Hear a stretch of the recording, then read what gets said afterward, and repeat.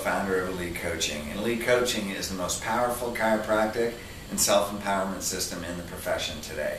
And the reason I say it's the most powerful self-empowerment system is I've been a professional life coach for 10 years. Not only do we bring life coaching into chiropractic, but I believe as a person, and to be your best, and to be the best chiropractor and change the most lives, that you should be the most self-empowered. It's being before doing.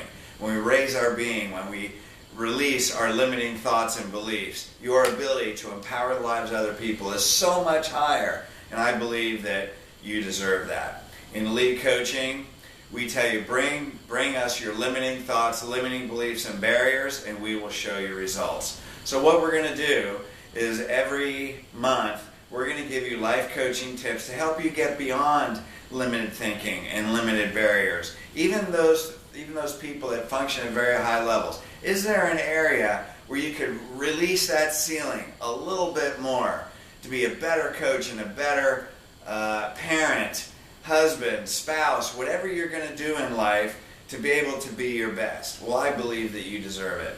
So the tip that we're going to give you today is a 3-step process that was developed by Byron Katie. I also learned this from Tony Robbins at the Business Mastery Seminar. It's 3 steps to a turnaround. How many things do you say that are limiting thoughts? Do you know the way our brain works is that our brain associates an emotion with every condition. So as you go through life and you have a particular condition, it's how you feel and interpret that condition, what it means to you, that actually wires into your brain and creates an emotional trigger. From those emotional triggers, we develop belief systems. So when something happens in your life, and then you repeat it over and over and over with a feeling, the more that you repeat it, the more that you feel that emotion, the more it wires into your body, the more you become your belief system.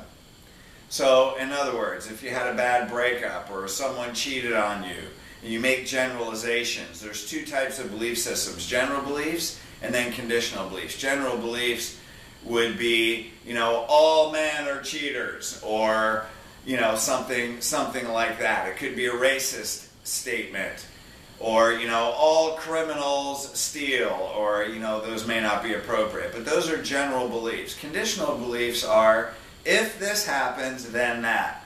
Hey, I live in Seattle. When it rains, if it rains, I feel depressed. So those are conditional beliefs. How many general global beliefs do you have that you're talking about consistently, and conditional beliefs? And are those limiting thoughts? So we'd be surprised at how many subtle things that we say so flippantly throughout the day that are creating our life, creating our future, and wiring into our body. Belief systems are so deeply emotionally rooted that the more you repeat them, the more you condition your subconscious mind. Do you know, neuroendocrinology studies have shown that your subconscious mind controls 95% of your life. So it's not always what you're thinking, it's what's seeping through into your conscious mind that you're spitting out so repetitiously that you don't even know it, that are putting a ceiling on what you can attain in life. Well, Byron Katie came out with a 3-step process. Actually, it's a 4-step process. We're going to combine the first 2. The first thing is, number 1, step 1 is to develop, well, this is why it's 4 steps. Step 1, this is before the 3 steps, is to find out what your limiting beliefs are. So mindfulness is very important to attain higher consciousness. Pay attention to what you're saying. Do you really actually believe what you're saying? When you understand this process, it also teaches you how to handle objections with patience and in every relationship in your life. So first of all, let's identify those limiting beliefs. Hey, it could be something like, people don't want to pay cash for chiropractic care. I don't know. It's hard to find staff. It's a certain type of personality. They just won't commit. Or maybe it's with financial issues. What are those limiting beliefs that you have? The first thing is to identify them. Then step 1 is that really true? So when you hear, God, what I'm saying, when you become mindful and you think, God, is that statement I just made, is that holding me back somewhere? Now, if that answer is yes, then we have to evaluate it. Now, there's probably some condition that happened in your life you assign an emotion to, and then you may actually believe that. So the first question, step 1, is, after you identify it, is, is this really true? So then you have to evaluate yourself, or you can handle this in a conversation. Is that really true? Do I really have all the information? Well, what you have is an experience. So you can ask yourself, is there any other exception? So let's just take something easy. Hey, in Seattle, when it rains, people get depressed, or I get depressed. Well, is that really true? Yeah, that's what I experience. So, are there days where that doesn't happen? Well, yeah, I guess when I'm busy, I'm not always depressed. So, is there an exception to that rule? Do I have all the information? Was there an incident in your life where you spit out that belief? Could there be a possible misinterpretation? You may say, no, that's not a misinterpretation. That's definitely the way that it is. Then we go to step 2. How do you feel when you act out that belief system? So you know what? It's definitely true. When it's raining and cloudy in Seattle, I am not in the same mood. My energy is not the same. And that is a firm belief system. Great. Well, how do you feel when you experience that? What is your life like? Because basically from the middle of November to the middle of February, you got some cloudy days. Okay? What's that like to live that life? Well, it's depressing. How do you feel? It doesn't feel very good. Now you get a person to feel, or yourself to feel that emotion and go through that experience. Then the next question is, well, if I don't have all the information, or maybe I think I do, and it doesn't really feel that good, then what would it be like if I didn't have that belief system? What would it be like if you felt exactly opposite? Well, gee, if I felt like, hey, on cloudy days, I'm looking outside because it's actually cloudy right now. I live outside Seattle. You know, what if I could be happy on those days? What would that feel like? So basically from November to February through the winter months, I can be happy. What would that feel like? Wow, what would you be like? Well, I'd be more productive. What would you like that? What would that feel like? Well, that would feel really great. I would feel really good about myself.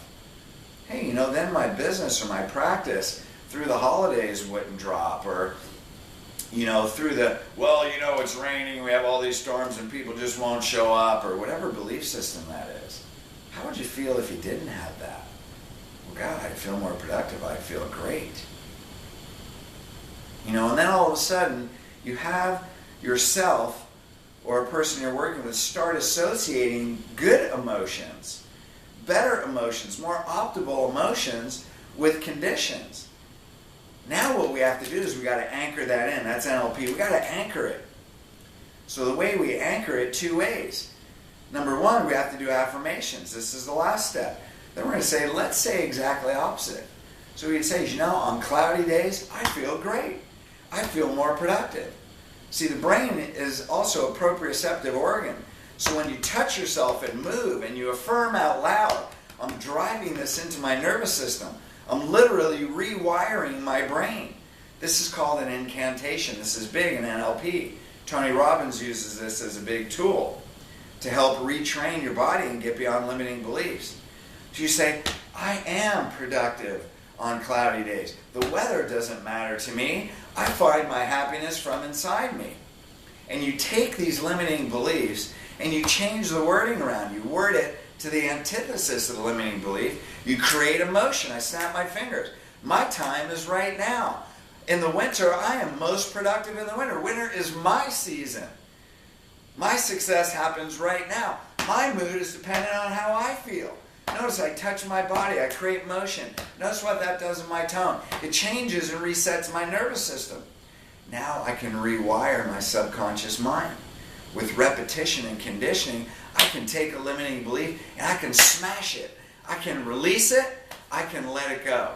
That's a 3-step system to a turnaround. Step 1, identify it. Well, this is pre-1. Identify the limiting belief. Then go to step 1. Is this really true? Do I have all the information?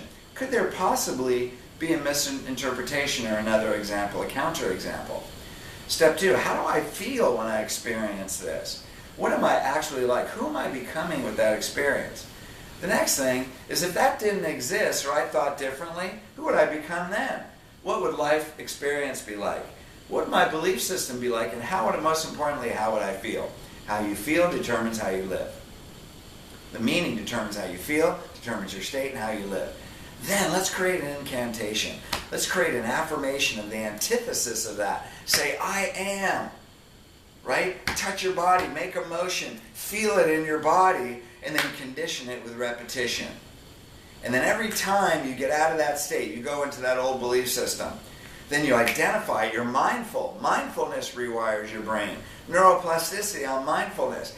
Incantation, drive that brain from the outside in. Feel it from the inside out. State those affirmations, create motion, and let's shatter that limiting belief. And watch your life go to the next level. We take your limiting beliefs, we take your barriers, we get rid of them, and we bring you results. So keep on these tapes. Please share these with everybody, because these are things that can make a common life turn into an uncommon experience. So thank you, and we'll be coming with more life coaching tips. For when you go